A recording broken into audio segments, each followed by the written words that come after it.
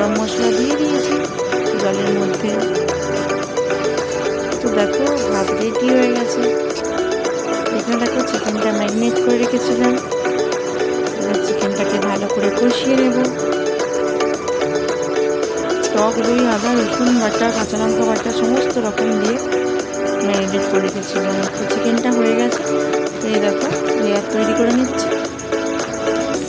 এখানে আছে দেখো টক দই, খয়াটি, তারপরে হচ্ছে দুধ, তারপরে কেশর ভেজানো জল, ফুড কালার আর বিরিয়ানি মশলা সমস্ত রকম দিয়ে রেডি করে নিচ্ছে। তো দেখো ফুড কালারটা কি সুন্দর।